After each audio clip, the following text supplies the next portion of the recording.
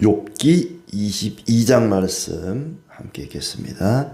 대만 사람 엘리바스가 대답하여 이르되 사람이 어찌 하나님께 유익하게 하겠느냐. 지혜로운 자도 자기에게 유익할 따름이니라. 네가 의로운들 전능자에게 무슨 기쁨이 있겠으며 내 행위가 온전한들 그에게 무슨 이익이 되겠느냐. 하나님이 너를 책망하시며 너를 신문하심이 너의 경건함 때문이냐.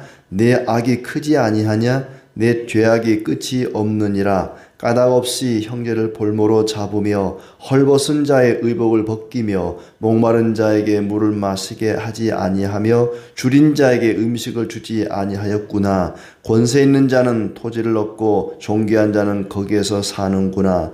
너는 과부를 빈손으로 돌려보내며 고아의 팔을 꺾는구나. 그러므로 올무들이 너를 둘러있고 두려움이 갑자기 너를 엄습하이며 어둠이 너로 하여금 보지 못하게 하고 홍수가 너를 덮느니라. 하나님은 높은 하늘에 계시지 아니하냐. 보라, 우두머리 별이 얼마나 높은가. 그러나 내 말은 하나님이 무엇을 아시며 흑암 중에서 어찌 심판하실 수 있으랴. 빽빽한 구름이 그를 가린즉 그가 보지 못하시고 둥근 하늘을 거니실 뿐이라 하는구나. 네가 악인이 밟던 옛적 길을 지키려느냐. 그들은 때가 이르기 전에 끊겨버렸고 그들의 터는 강물로 말미암아 함몰되었느니라. 그들이 하나님께 말하기를 우리를 떠나소서 하며 또 말하기를 전능자가 우리를 위하여 무엇을 하실 수 있으랴 하였으나 하나님이 좋은 것으로 그들의 집에 채우셨느니라. 악인의 계획은 나에게서 머니라. 의인은 보고 기뻐하고 죄 없는 자는 그들을 비웃기를. 우리의 원수가 망하였고 그들의 남은 것을 불이 삼켰느니라 하리라. 너는 하나님과 화목하고 평안하라. 그리하면 복이 내게 임하리라. 청하건대 너는 하나님의 입에서 교훈을 받고 하나님의 말씀을 내 마음에 두라. 네가 만일 전능자에게로 돌아가면 네가 지음을 받을 것이며 또 내 장막에서 불의를 멀리 하리라. 내 보화를 티끌로 여기고 오빌의 금을 계곡의 돌로 여기라. 그리하면 전능자가 내 보화가 되시며 내게 고귀한 은이 되시리니 이에 내가 전능자를 기뻐하여 하나님께로 얼굴을 들 것이라. 너는 그에게 기도하겠고 그는 들으실 것이며 너의 서원을 내가 갚으리라. 네가 무엇을 결정하면 이루어질 것이요 내 길에 빛이 비치리라. 사람들이 너를 낮추거든 너는 교만했노라고 말하라. 하나님은 겸손한 자를 구원하시리라. 죄 없는 자가 아니라도 건지시리니 내 손이 깨끗함으로 말미암아 건지심을 받으리라. 아멘.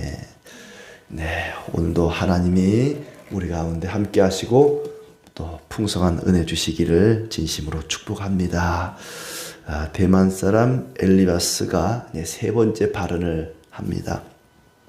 아마 그 전까지는 이제 친구들도 마찬가지고 이제 둘러서 욥을 비판했었죠.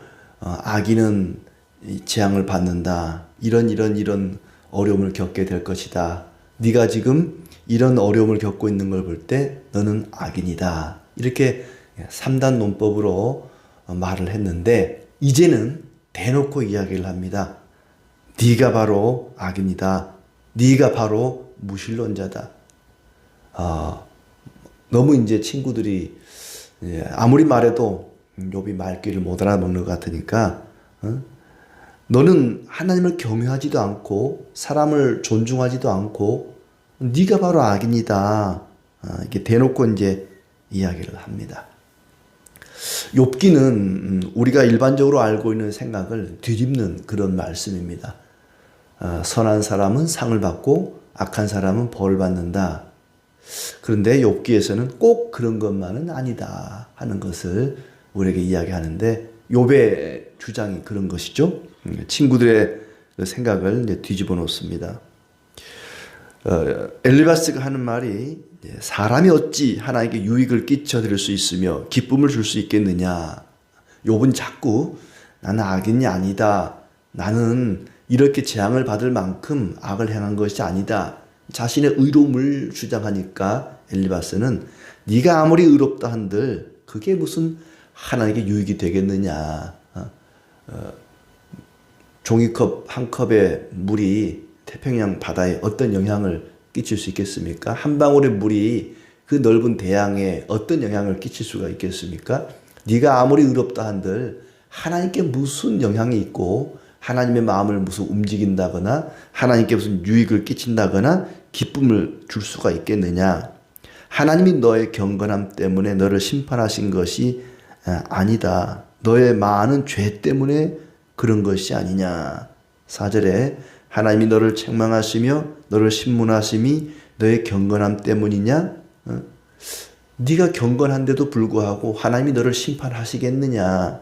너의 죄 때문이다 라고 이야기하죠. 내 악이 크지 아니하냐? 내 죄악이 끝이 없느니라. 너의 악함과 죄 때문에 너를 심판하신 것이지 네가 경건한데도 불구하고 하나님이 너를 심판했겠느냐. 인과의 법칙을 여전히 이야기하고 있습니다. 네가 지은 죄 때문에 지금 벌을 받는 것이다. 그 죄에 대해서 이제 6절부터 낱낱이 11절까지 이야기를 하고 있죠. 그리고 12절부터 20절까지는 하나님께서 너 같은 우리 같은 인간에 대해서 얼마나 관심을 갖고 신경을 쓰겠느냐 하는 얘기고, 그렇기 때문에 너는 회개하고 돌이키라. 그러면 하나님이 너에게 복을 주시고 너의 기도를 들어주실 것이다. 21절부터는 그런 얘기를 하고 있습니다. 욥을 향해서 엘리바스는 어떤 죄를 지었다고 말하는고 하면 이제 6절에 보면 네가 이유 없이 까닭 없이 형제 재산을 빼앗고 옷을 빼앗아 헐벗게 하고, 지금 욥이 모든 걸 빼앗겼잖아요. 재산을 빼앗기고 다 빼앗겼단 말이죠. 이 도적대가 와서 다 빼앗아 갔습니다. 네가 남의 것을 빼앗았기 때문에 너도 빼앗긴 것이다. 네가 가진 걸 빼앗긴 것은 네가 이전에 힘 있을 때, 잘 나갈 때 연약한 자들을, 힘없는 자들의 것을 빼앗았기 때문에 너도 빼앗긴 것이다. 욥이 지금 모든 걸 빼앗긴 걸 두고 네가 남의 것을 빼앗았기 때문에 그런 것이다. 너는 형제의 재산을 빼앗고 옷을 빼앗고 헐벗게 했다. 목마른 사람에게 물을 주지 않았고 배고픈 사람에게 먹을 것도 주지 않았다. 지금 욥이 아무리 종들에게, 친구들에게 뭘 요청해도, 간청을 해도 도와주는 이가 없었잖아요. 외면하고 투명인간 취급하고, 그것은 네가 바로 힘 있을 때 다른 사람, 배고픈 사람, 헐벗은 사람을 도와주지 않았기 때문에, 목마른 사람에게 물을 주지 않았기 때문에 너도 지금 똑같이 당하는 것이다. 네가 행한 대로 갚는 것이, 갚음을 당하는 것이다. 네가 남에게 제대로 해줬더라면, 가난하고 힘없는 사람을 제대로 돌봐줬더라면 이런 일을 당하겠느냐? 네가 그랬기 때문에 이런 것이다. 과거에 너는 이런 죄를 지었다라고 지금 추정을 해서 단정을 하는 거죠. 너는 권세와 지위를 이용하여 땅을 차지하고 거들먹거렸다. 과부와 고아를 괴롭히고 학대하였다. 그래서 온갖 올무에 걸려들고 공포에 사로잡힌 것이다. 네가 힘없는 사람에게 행한 대로 지금 되갚음을 당하는 것이다. 자기의 추측에 의해서 욥을 정죄하고 있습니다. 그것은 욥의 재산을 빼앗아간 도적대보다 더 나쁜 짓이죠. 1장에 보면은 많은 도적대들이 와서 욥의 재산을 훔쳐가지 않습니까? 빼앗아가죠. 훔쳐간 것이 아니라 종들을 죽이고 가축대를 빼앗아가고, 그런데 이 친구들은 그 도적대만큼이나, 아니 그 이상으로 나쁜 놈들이라는 거죠.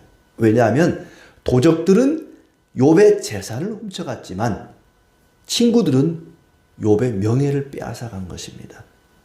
재산만큼이나 명예가 중요하죠. 욥은 하나님께도 인정받을 만큼 정직하고 온전한 사람이었습니다. 많은 사람들에게, 많은 이웃들에게 존경받고 사랑받는 사람이었습니다. 그런데 지금 친구들은 그런 욥을 죄인 취급합니다. 나쁜 놈이다. 너는 악한 자다. 엘리바스가 이제 세 번째 발언할 때면 대놓고 이야기를 하는 거죠. 네가 바로 악인이다. 네가 바로 죄인이다. 네가 그동안에 약한 사람들 함부로 대했기 때문에 지금 똑같이 당하는 것이다. 욥의 명예를 빼앗아가는 도둑질을 하는 것입니다. 자, 12절부터는 하나님은 높은 하늘에 계시지 않느냐? 대장별을 봐라. 우두머리 별을 봐라. 하늘에 있는 별을 보라는 거예요. 별이 얼마나 높아요? 별이 저렇게 높다면 그 별을 지으신 하나님은 얼마나 높겠느냐? 그렇게 높이 계신 하나님이 낮은 땅에 살고 있는 너 같은 인간, 이건 모든 인간을 다 가리켜 얘기하는 거죠. 자기 자신을 포함해서 저렇게 높이 계시는 하나님이 이 낮고 낮은 땅에 살고 있는 인생을 돌보기라도 하겠느냐? 하늘의 별을 봐라. 저렇게 우두머리 별이 높은데 저걸 지은 하나님은 얼마나 높이 계시겠느냐? 하나님이 너무 높이 계셔서 인간 세상의 일들에는 별로 관심이 없다는 거예요. 너 같은 인간에 대해서 무슨 관심이라도 있겠느냐? 또 구름이 그를 가린즉 그가 보지 못하고 둥근 하늘을 거니실 뿐이라 하는구나. 하나님이 흑암 중에 계시고 저 높은 구름 속에서 떠다니는 하나님이 이 땅 위의 일에 무슨 관심이나 있겠느냐? 하나님은 너무 높고 너무 크고 너무 광대하기 때문에 인간의 일상 속에, 우리의 소소한 일상 속에는, 일상의 삶에는 전혀 관심이 없다. 그러니 너무 하나님께 그렇게 막 원망하고, 하나님 왜 나에게 관심이 없습니까? 왜 나의 이 억울하고 답답함 풀어주지 않습니까? 이딴 소리 하지 마라. 하나님이 뭐 너 같은 인간의 삶에 무슨 너의 답답함과 억울함에 관심이라도 있기나 한 줄 아느냐? 하나님께 그렇게 너무 원망하지 마라 하는 식으로 이야기하는 거죠. 너는 악한 자들이 걷던 옛길을 고집할 셈이냐? 그 옛사람들은 망했다.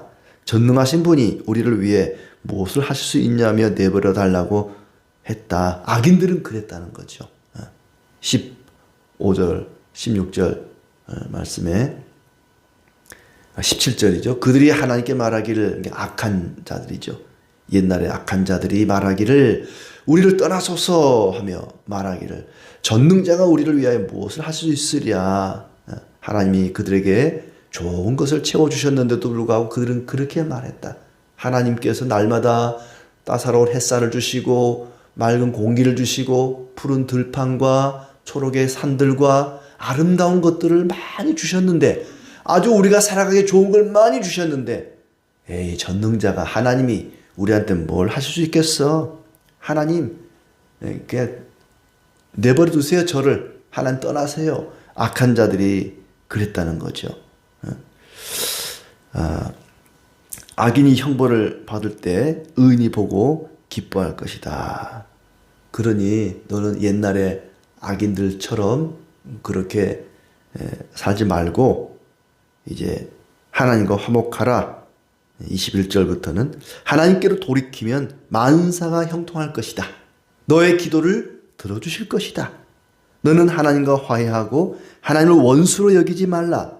21절부터 나오는 30절까지 나오는 이 말씀은 엘리바스의 말이 아니라고 치면 정말 맞는 말이죠. 하나님께 기도하고 겸손하고 회개하면 하나님 우리 기도를 들어주시고 응답하시고 형통하게 하시고 축복해 주신다. 지극히 경건한 사람의 생각이라고 할 수 있습니다. 신명기의 말씀과도 뭐 다르지 않습니다. 하나님과 화해하고 하나님을 원수로 여기지 마라. 그리하면 하나님이 너에게 은총을 베푸실 것이다. 하나님이 말씀하시는 교훈을 받아 마음 깊이 간직하라. 하나님 말씀을 받아서 마음속 깊이 간직하라. 23절도 네가 만일 전능자에게로 돌아가면 네가 지음을 받을 것이며 또 내 장막에서 불의를 멀리하리라. 겸손하게 하나님께로 돌아가면 다시 잃어버렸던 것을 되찾고 회복될 것이다. 그러니 너는 불의한 것을 내버리라. 황금을 돌로 여기라. 이게 귀한 말씀이죠. 자, 황금을 돌로 여기라. 그러면 전능하신 분이 내 보물이 되고 은이 될 것이다. 그에게 기도할 때 들으실 것이고 하는 일마다 잘 될 것이라고 27절에 얘기합니다. 너는 그에게 기도하겠고 그는 들으실 것이며 너의 서원을 내가 갚으리라. 이 말은 네가 만약에 하나님께로 돌이키고 회개하면 그렇게 될 것이다. 그 얘기입니다. 또 하나님은 겸손한 자를 구원하신다. 이 말은 너는 그동안 교만했다. 하나님 저에게 왜 이러십니까? 이 얘기를 교만으로 봤던 것입니다. 이렇게 엘리바스나 친구들은 욥이 당하고 있는 현상을 보고 그는 죄인이라고 악인이라고 단정을 짓습니다. 그리고 하나님은 너무나 높기 때문에 너무나 멀리 계시기 때문에 사람의 일에는 무관심하다고 생각을 했습니다. 결국 그렇지 않죠. 하나님은 높고 위대하시지만 우리의 일상 속에 나의 소소한 삶 속에 늘 함께 하시면서 모든 일을 주관하시고 다스리시는 분입니다. 행한 대로 받는다는 원리, 그것이 어떤 때는 맞을 수 있습니다. 그러나 꼭 그런 것만은 아니라는 것이죠. 내가 열심히 공부하면 좋은 점수를 받을 수 있다. 공부를 열심히 하는 사람이 무조건 다 좋은 성적을 거두는가? 열심히 하면 좋은 점수를 받을 수 있지만 꼭 그런 것만 아니죠. 열심히 했는데도 불구하고 점수를 별로 받지 못하는 사람도 있습니다. 내가 열심히 노력하고 일하면 모두가 다 부자가 됩니까? 그럼 다 부자 되겠죠. 똑같이 열심히 노력했는데도 가난해지는 사람이 있고 별로 일을 안 했는데도 하루아침에 돈벼락을 맞아서 그냥 부자가 되는 사람도 있잖아요. 꼭 열심히 노력했다고 해서 다 잘 되는 게 아니고 게으르고 나태하다고 딱 가난해지는 것도 아니고 어느 정도 맞긴 하지만 다 그런 건 일반적으로는 뭐 그럴 수 있지만은 또 어떤 경우에는 그렇지 않은 경우도 있는 거죠. 신명기의 말씀은 하나님께 순종하라, 말씀에 복종하라, 그러면 형통할 것이다. 뭐 들어가도 나가도 복을 받을 것이다. 반대로 악을 행하면 또 심판을 받을 것이다. 이 신명기의 말씀입니다. 복과 저주를 이야기하죠.